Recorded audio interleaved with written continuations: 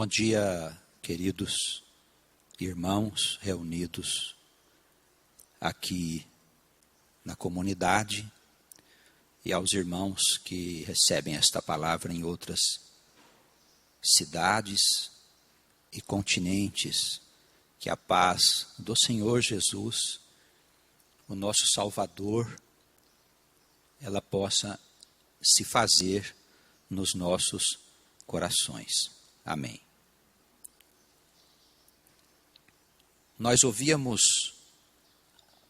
a preleção do presbítero Sidney, referindo-se à segunda epístola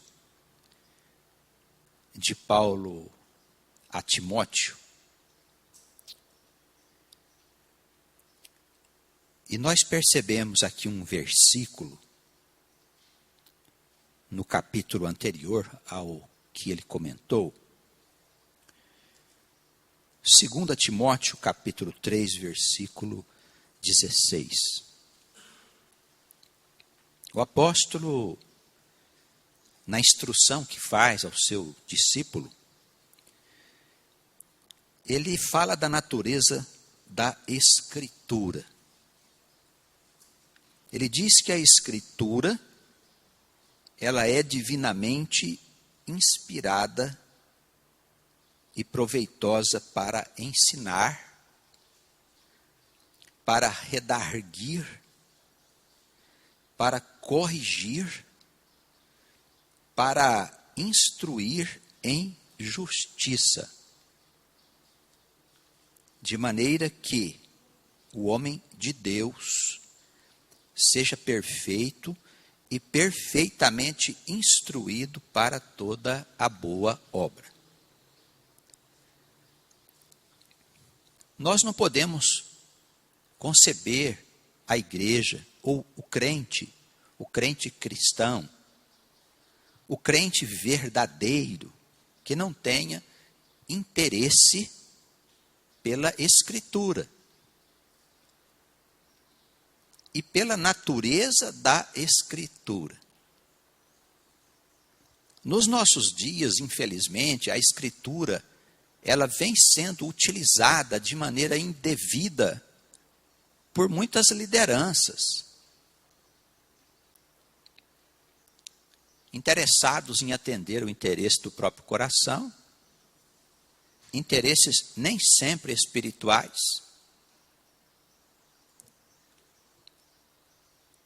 Essas lideranças consultam as Escrituras sem critério. As passagens não são tidas como uma revelação feita em determinado tempo, mas são usadas ao sabor do interesse de cada criatura. A igreja de Cristo, ela não pode ser assim. Admitamos que as igrejas tenham liberdade para fazer segundo o que elas acharem conveniente. Vivemos num tempo de democracia, eu posso abrir lá uma casa e colocar a igreja de Jesus, igreja de Cristo, e fazer lá dentro aquilo que eu bem entendo. Mas nós temos uma orientação clara, fiel, verdadeira sobre o que é a igreja de Jesus. E se você não está numa igreja de Cristo, é melhor você procurar uma. Porque na igreja de Cristo, o homem, ele procura conhecer a Escritura, que foi divinamente inspirada, de maneira que ele aprenda. O ponto alto da igreja é o aprendizado, irmãos. Nós temos que entender sobre a ciência de Deus. Nós temos que saber sobre a história do povo de Deus. Os muitos fatos e situações que aqueles nossos antepassados viveram no seu tempo. E como foi que Deus tratou cada situação que eles passaram. Isso tudo está escrito na Escritura para o nosso aprendizado. A casa do Senhor é um lugar, pois, em que nós temos que nos interessar pela Escritura. Nós não podemos ter uma atitude de ir à igreja apenas por ir. Você precisa ter uma Escritura em mãos. Você tem que chegar na igreja e tem que consultar a Escritura. Chega na igreja, leia a Escritura. Sente na igreja para você ler enquanto você aguarda o começo da pré-eleção. Irmãos, às vezes você chega na igreja, quer conversar, todos nós temos necessidade de conversar com os irmãos, mas não é hora. Vamos marcar para conversar em casa, em outro dia, no encontro entre irmãos? Aí converse do que quiserem. Mas chegando na igreja, nós precisamos nos interessar pela palavra que vai nos fazer crentes diferenciados. Isso só pode acontecer se eu tiver entendimento da Escritura. Ela que vai me dar ensino, ela que vai me dar as respostas, quando alguém me perguntar sobre a morte, sobre a vida, quando alguém fizer uma pergunta sobre os mistérios de Deus, eu tenho que responder. Não adianta nada dizer que é crente e não saber dar as divinas respostas. Não basta ir na igreja apenas como a maioria dos crentes fazem. E não é assim só na igreja, não. Olha, os espíritas fazem isso. Eles vão no centro espírita, toda semana fica lá olhando os espíritos, olhando as coisas que acontecem lá nas reuniões deles, mas eles mesmos, eles não fazem nada para mudar a sua vida. A igreja católica, boa parte dos irmãos também vão à igreja simplesmente para escutar o que o padre tem para falar quando escutam. Vão para casa do mesmo jeito que entraram. Assim são os outros cultos, porque o ser humano, ele é indiferente às coisas de Deus. De uma maneira geral, o ser humano é preguiçoso. Ele não gosta muito de se envolver com as coisas celestiais. Basta a gente ver o que se passa na Escritura. Quando os homens de Deus tratavam das coisas sérias, o povo saía de perto. Ninguém queria saber de ouvir. Então nós temos hoje seitas e cultos que são verdadeiras festas. Porque já que não se pode tratar das coisas sérias, vamos fazer uma festa. Todo mundo dança, canta, come, bebe. E vai para casa achando que, por ter alegrado a sua carne, que as coisas do Espírito está tudo certo. Nós vamos fazer assim também na igreja do Senhor? Porque o diabo, ele quer nos distrair. Nós vamos à igreja e vamos para casa. Pagamos os dízimos, fazemos as ofertas. E ele nos convence de que está tudo bem. E não está tudo bem. Porque a gente não entende direito as coisas de Deus. Quando alguém nos pergunta, eu preciso ter respostas. E quem é que me dá as respostas? As Escrituras. Para que serve a Escritura também? Para corrigir. Eu estou sendo flexível. Meu coração está dilatado para a Escritura entrar e me corrigir? Isso é outra armadilha que o diabo coloca no coração do crente. Diz, você está pronto. Se alguém falar alguma coisa contrária ao que você pensa, está enganado.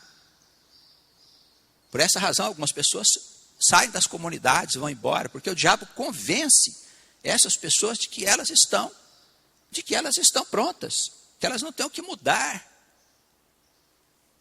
Ora, irmãos, o mesmo apóstolo, ele diz que a palavra é uma ferramenta que trabalha a alma até a profundidade do ser. A palavra de Deus, ela precisa corrigir a gente. Se eu estou tendo uma atitude que não está certa, a palavra precisa me corrigir. Agora, eu não tenho contato com a Escritura, como é que eu vou ser corrigido? Os irmãos percebem como nós podemos entrar numa ilusão, achando que tudo está bem, que tudo está maravilhoso. E pode não estar. Está em jogo o destino nosso depois da morte. Não é nada, a vida aqui não é nada. Tanto faz a gente passar com dinheiro, sem dinheiro, com doença ou sem doença. Irmãos, bonito ou feio, tanto faz. Com 2, 3 filhos, com 10 filhos. junto ou separado, tanto faz. Na verdade, tanto faz. As coisas terrenas, tanto faz. A questão grave está além da morte. É o que vai acontecer com a nossa alma depois da morte. Essa é a questão grave. Você não tem que se preocupar com o que vai acontecer aqui nas coisas terrenas. Deus o sabe. Mas o que vai acontecer depois que você morrer, meu irmão? A sua alma pode ir para a escuridão, para o vale das sombras. A sua alma pode ir para o inferno se você estiver se enganando.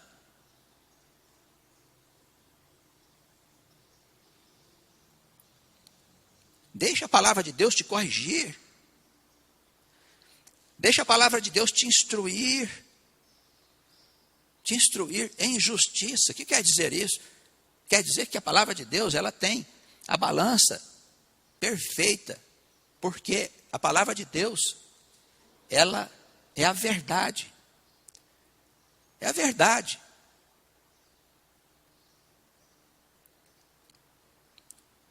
A igreja se fundamenta na observação dos escritos sagrados. Se você não concorda, se você não gosta, se você não quer, se você tem reservas a respeito dos escritos sagrados, pode procurar outra doutrina para você seguir. Porque na igreja do Senhor, o que interessa para nós é a palavra do Senhor. Agora não tem nem Bíblia. Nem Bíblia eu tenho. Você acha que você está bem?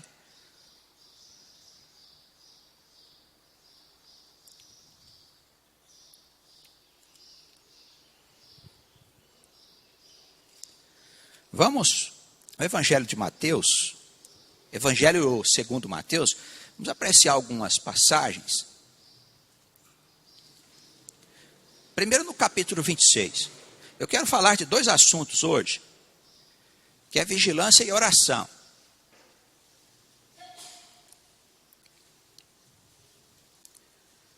No capítulo 26, nós temos aquele momento que antecede a prisão de Jesus.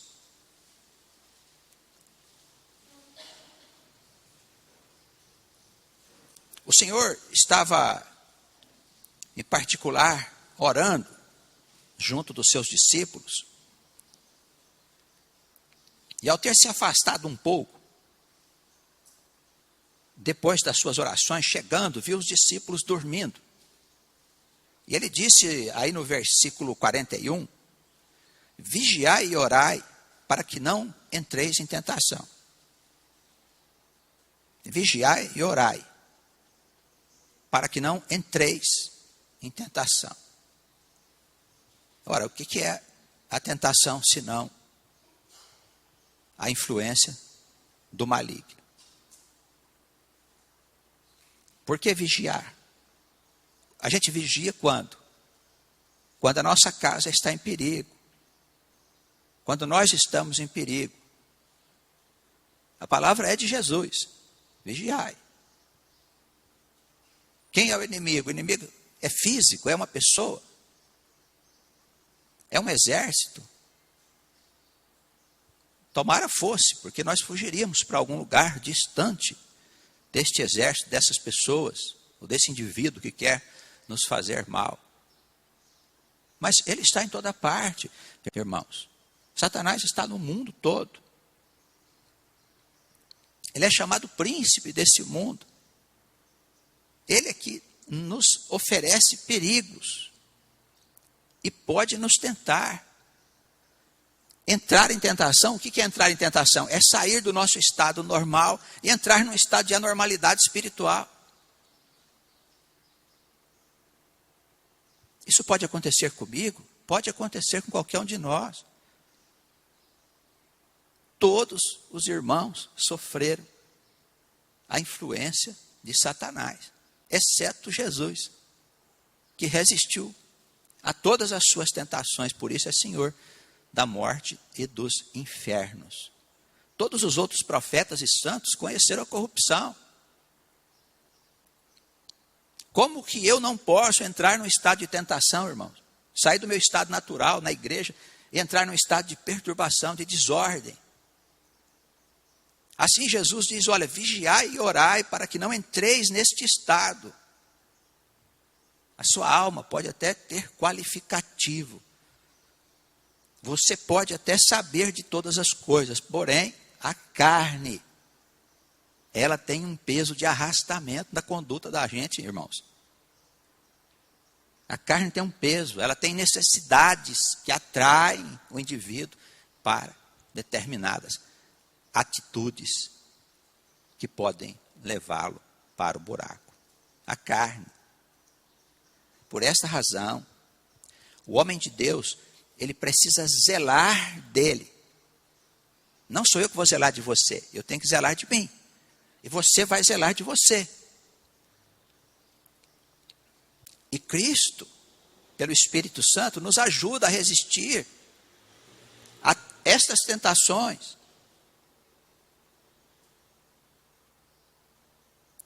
Não é fácil a pessoa que está mergulhada lá no buraco, na lama do diabo, sair lá de dentro. Não é fácil. Mas se ela não fizer um esforço, eu não posso sentar na igreja e dizer assim, vou aguardar Jesus me tirar de dentro da lama, mas gosta da lama. Como é que vai fazer? Vai passar a vida toda na lama. Quando eu morrer, não vai encontrar Jesus. Jesus, ele diz que é perigoso, que nós devemos vigiar para que a nossa alma não saia do seu estado natural e entre no estado de tentação. E é pessoal, cada um precisa cuidar de si. Como é que nós cuidamos de nós? Envolvendo a nossa alma com a Escritura Sagrada. Leitura, vigília, trabalho na igreja, cuidado com os irmãos, o repartir, o participar, a sujeição. Às vezes na igreja o diabo quer criar confusão. E nós estamos num momento de intranquilidade, podemos nos tornar agente de uma perturbação. E é assim mesmo. O que fazer? Vai ser assim até o fim dos nossos dias. O importante é que em nenhuma circunstância ele nos convença a deixar a comunidade. O que ele quer é tirar os irmãos da comunidade, afastar o irmão, levar o irmão para um outro lugar. O diabo costuma dizer assim, olha, tem muitas igrejas boas. E o sujeito acha que tem mesmo. Não, olha, a gente pode ir para qualquer igreja. Tem muitas igrejas aí, idôneas, maravilhosas, tudo mais. Elas estão aonde? Onde é que este evangelho está sendo anunciado de maneira simples para que as pessoas possam suportar os reveses da vida? Onde é que o evangelho está sendo anunciado com toda a gravidade que ele tem? Como disse o nosso irmão na sua pré-eleção. Irmãos, são poucas as boas igrejas cristãs. São poucas. Nós temos uma coleção de cartas que nos chegam de vários lugares, onde os irmãos dizem, olha, não dá para vocês abrirem uma comunidade aqui na nossa cidade? Eles procuram, não acham uma comunidade séria, irmãos. As pessoas dizem, olha, só nos pedem dinheiro. São campanhas que se fazem campanhas, só isso, não fazem mais nada.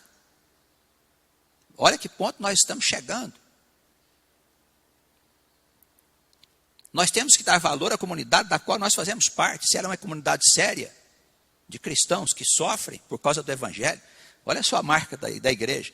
A igreja de Cristo é sofredora. A igreja de Cristo não pode ser um clubinho de gente feliz, entendeu? Se a igreja de Cristo é um clube de gente feliz, maravilhosa, isso se forma, algumas comunidades se formam, se organizam desse modo.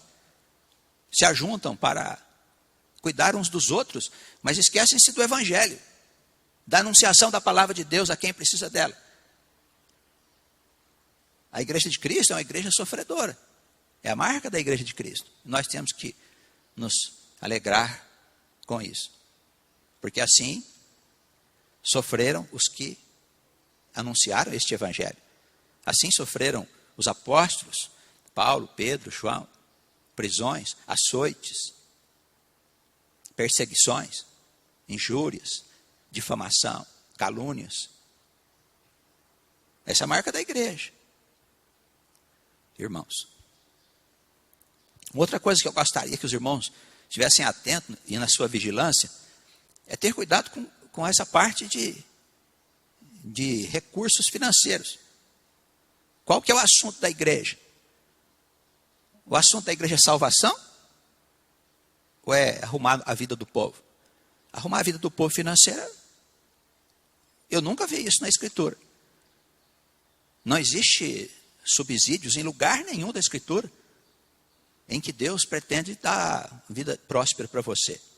Jesus Cristo veio ao mundo para te salvar.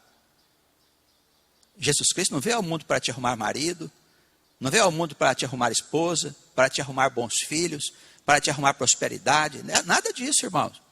Jesus Cristo veio ao mundo para te salvar. Isso é igreja. Igreja é salvação, salvação da alma. As demais coisas, segundo Jesus disse, serão acrescentadas: o morar, o vestir, o comer, o marido, a esposa, os filhos, como consequência da salvação da tua alma, e não como causa. Entende? Primeiro você crê, primeiro você se arrepende, primeiro você se entrega ao Senhor, primeiro você vive em penitência.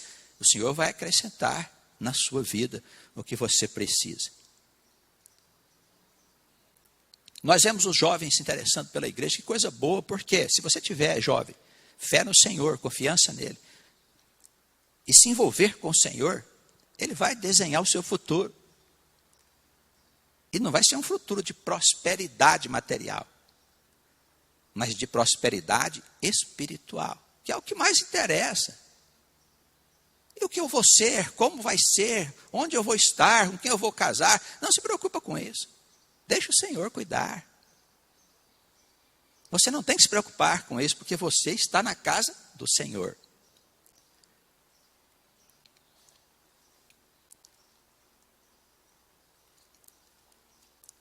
Voltando um pouquinho atrás, eu gostaria que os irmãos agora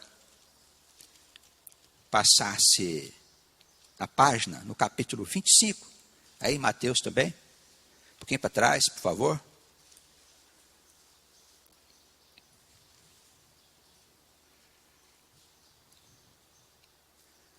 Nós temos aqui a parábola das 10 virgens. A parábola das 10 virgens, ela está logo depois do sermão profético de Jesus, quando ele fala do fim do mundo. Essa parábola, ela nos convida à vigilância. Nós vamos falar de vigilância e de oração. São as duas coisas que podem nos dar forças, discernimento, ânimo, para a gente poder sobreviver até o fim dos dias. Vamos à leitura. O reino de Deus será semelhante a 10 virgens que, tomando as suas lâmpadas, saíram ao encontro do esposo. E 5 delas eram prudentes e 5 loucas. As loucas, tomando as suas lâmpadas, não levaram azeite consigo. Mas as prudentes levaram azeite em suas vasilhas, com as suas lâmpadas. E tardando o esposo, tosquenejaram todas e adormeceram. Mas à meia-noite ouviu-se um clamor. Aí vem o esposo, saí-lhe ao encontro. Então todas aquelas virgens se levantaram e prepararam as suas lâmpadas. E as loucas disseram às prudentes: dai-nos do vosso azeite, porque as nossas lâmpadas se apagam. Mas as prudentes responderam, dizendo: não seja caso que nos falte a nós o azeite e a vós. Ide antes aos que vendem o azeite e comprai para vós. E tendo elas ido comprá-lo, chegou o esposo, e as que estavam preparadas entraram com ele para as bodas, e fechou-se a porta. E depois chegaram também as outras virgens, dizendo: Senhor, Senhor, abre-nos. E ele respondendo disse, em verdade vos digo que vos não conheço. Vigiai, pois, porque não sabeis o dia nem a hora em que o Filho do Homem há de vir. Essa é uma das parábolas, entre outras, que fazem advertência ao cuidado que nós precisamos ter, não só com a nossa conduta, mas também com a chegada do reino de Deus, com a volta de Cristo. A palavra mostra que essas 10 virgens, dizendo que 5 delas eram prudentes e 5 eram loucas. Mostrando simbolicamente que na igreja nós temos pessoas vigilantes e cuidadosas, servos e servas do Senhor, e outros servos e servas do Senhor que não são tão cuidadosos assim. Estes estão correndo um risco, porque não têm luz em si mesmo. Eles vivem da luz alheia. Eles vivem da fé daqueles irmãos que servem, que trabalham, que cuidam, que ajudam. Estão só na periferia da igreja, mas não fazem parte verdadeiramente do corpo da igreja. Enquanto existe festa, enquanto está todo mundo indo e vindo, voltando para casa, comendo e bebendo e dormindo e morando, tudo está certo. Mas vai chegar uma hora em que essas coisas elas vão cessar. Então, onde é que estará o azeite na nossa lamparina? Porque nós vamos precisar dele. Não adianta dizer depois, olha, me ajuda. Ah, infelizmente, você tem que procurar quem te ajude. Não sou eu. Pode ser que falte a mim o combustível para a minha lamparina. E a gente vai entrar na casa do Senhor se nós estivermos com Ele. E vamos participar das bodas. Os outros vão querer entrar, mas o Senhor vai dizer, olha, não vos conheço. Por essa razão, irmãos, nós temos falado sempre aqui da necessidade de nós sermos crentes verdadeiros. E a questão não está nem no entendimento. Nós poderíamos fazer um curso aqui para credenciar os crentes, mas o caminho não é esse. Você precisa pedir a Deus que te ajude a ter a verdadeira fé. Você precisa pedir a Deus que te ajude a servir na igreja verdadeiramente. Se você não fizer isso, se você não implorar ao Senhor que te dê este azeite, este combustível, se você não implorar ao Senhor pedindo a Ele que abra o seu coração para você entender melhor a mensagem da sua palavra, você vai pensar que está tudo bem, até que o Senhor chegue. Quando for anunciado, parece que tudo vai estar bem, olha, está tudo certo e tal. Quando Ele chegar, vai ser uma grande confusão. E aí não adianta você, agora eu quero, bom, agora não tem mais. Você vai ficar de fora. E qual vai ser o seu destino? Você vai ficar junto com aqueles que vão ser lançados nas regiões de profundo sofrimento. O choro e o ranger de dente. Nós precisamos ser prudentes. O que é prudência? É cuidado em todas as coisas. E aonde está o perigo? O perigo está lá fora, quando nós nos envolvemos com pessoas que vivem de braços dados com o mundo. Nós temos que saber com quem nós andamos. O Salmo não diz que nós temos que ter cuidado com a mesa do pecador? E como é que você vai ter intimidade com o pecador? Sem se contaminar com os seus pecados. Tá bem? Somos virgens prudentes ou somos virgens loucas? É isso que nós precisamos responder para nós. Despertei, eu acho que agora eu entendi. Então procura o Senhor. Esses que estão longe, que não têm igreja para ir, olha, se abrigue na Escritura. Se você tem a Escritura Sagrada, você tem tudo, ainda que você esteja sozinho. Se não há uma pessoa para se reunir com você, reúna você, o Senhor Jesus, o Espírito Santo e o Pai Celestial. Já é uma boa reunião, tá bem? Você mais 3, a Santíssima Trindade. Tenha certeza, você será confortado, socorrido e ajudado e instruído em todas as coisas. Pode ter certeza disso. Você não precisa de estar dentro de uma igreja. Se você puder estar dentro de uma igreja, de uma boa igreja cristã, entre irmãos verdadeiros, sinceros, sofredores, muito bem, é uma maravilha. Mas se não houver, você pega a sua escritura e segue fazendo a tua penitência. Tá bem? Orando, lendo e perguntando ao Senhor: Senhor, mostra para mim o que é que eu preciso mudar na minha vida. O Senhor vai te mostrar. O Senhor é muito bom. Amém?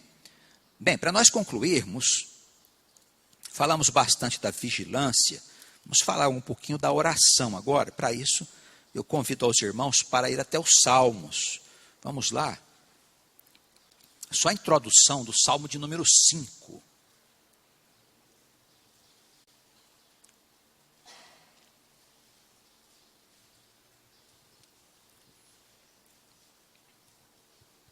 Davi orava muito.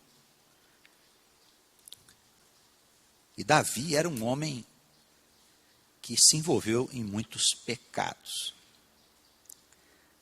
E eu digo sempre que ele é nossa imagem, né? Ele é o modelo do homem cristão. Alguém que cometeu muitos pecados e que foi chamado para seguir um novo caminho. É muito importante nós conhecermos as suas meditações através dos Salmos. Aqui no Salmo de número 5, só aqui na introdução, para a gente concluir o pensamento, ele inicia dizendo assim: Senhor, dá ouvidos às minhas palavras, atende à minha meditação. Atende à voz do meu clamor, Rei meu e Deus meu, pois a ti orarei. Veja, como ele se prepara para chegar até Deus. Nós estamos mergulhados no espírito do mundo. O apóstolo João, ele diz que o mundo está mergulhado no maligno. Isso significa o quê? Que existe no invisível uma nuvem, que não são de boas testemunhas, mas nuvens de demônios, energias maléficas e coisas que impedem a nossa respiração com Deus. Numa linguagem mais simples, vale dizer que está bem difícil os nossos clamores atravessar a atmosfera desse mundo. A coisa anda pesada demais. Dizem que uma nuvem escura vai aos poucos tomando conta desta humanidade. E quando a gente vai orar, existe uma resistência. Porque o que é a nossa oração? Não é um mantra, um conjunto de palavras que eu repito aí e vou conseguir alguma coisa mágica. A oração é a viagem que a minha alma faz até Deus. Os meus pensamentos e clamores, eles sobem até diante do trono do Pai. E há uma resistência. Quem que resiste a Deus? O diabo. Ele quer impedir a nossa oração. Ele não quer que nós oremos. Porque a oração, ela é o mais poderoso recurso contra o diabo. Jesus, quando ele disse para vigiar e orar, naquele momento, ele tinha ido orar 3 vezes para suportar a sua prova. E nós temos que orar todos os dias. Então, Davi, ele estabelece um pacto com Deus. Ele diz assim: Senhor, dá ouvidos as minhas palavras, as coisas que eu estou dizendo. Ele clama ao Senhor para que o Senhor, de lá, o Senhor possa enviar recursos, de modo que a oração possa ser ouvida. Tá bem? Orar não é repetir palavras. Orar é mudar o nosso estado de espírito para a gente poder ir até Deus.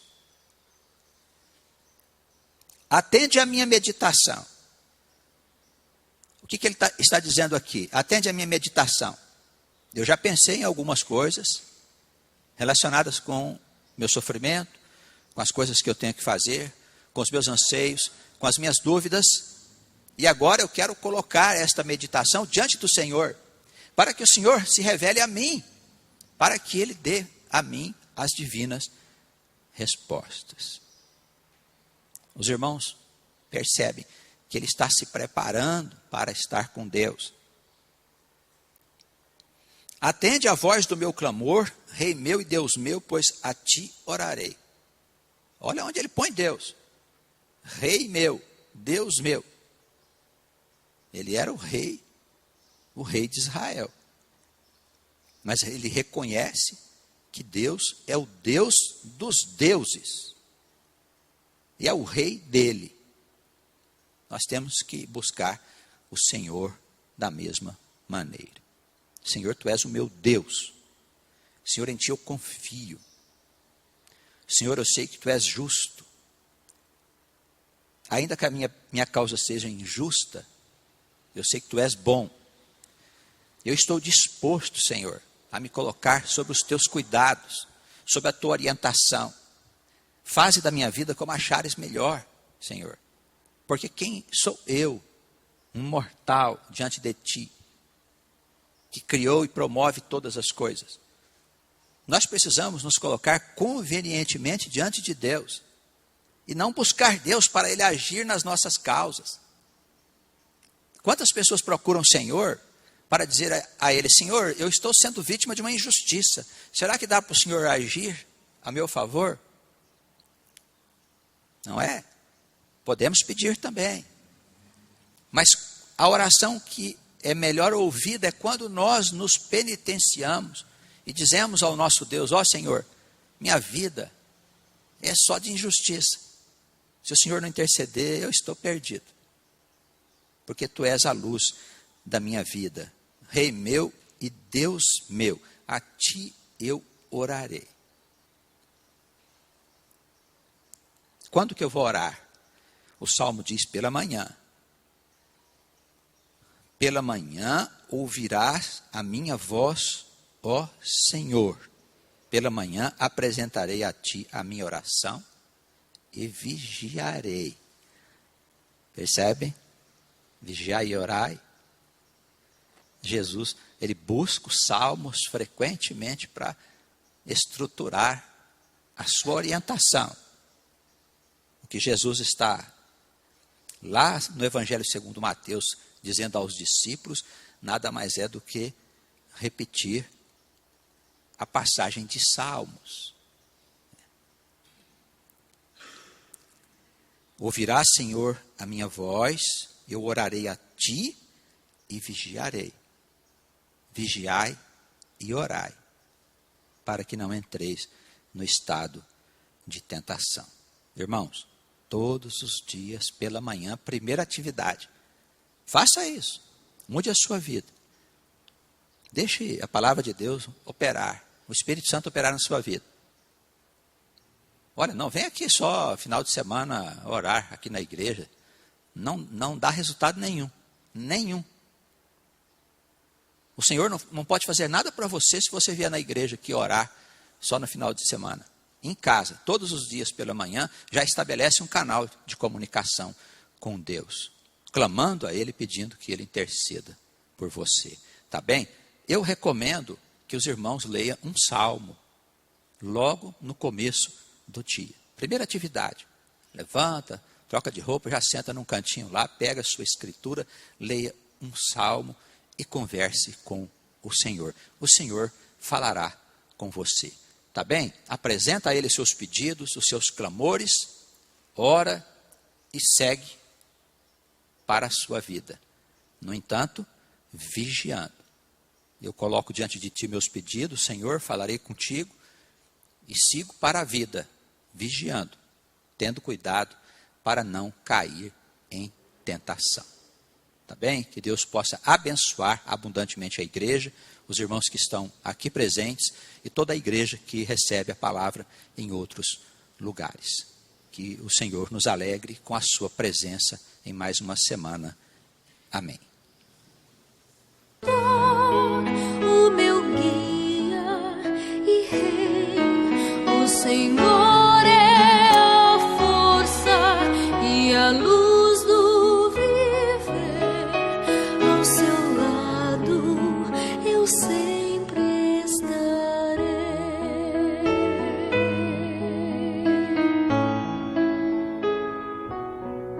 Seu perdão é completo, seu amor sem igual, sob suas asas seguro estarei. Seu amor transformou o meu ser. A bondade do Senhor nos dá força e vigor. Sua palavra é qual luz que meus passos conduz. Não temerei, pois comigo vai Jesus. Que darei ao meu Senhor por seu tão grande amor, pois me fez renascer e eu não posso entender nem explicar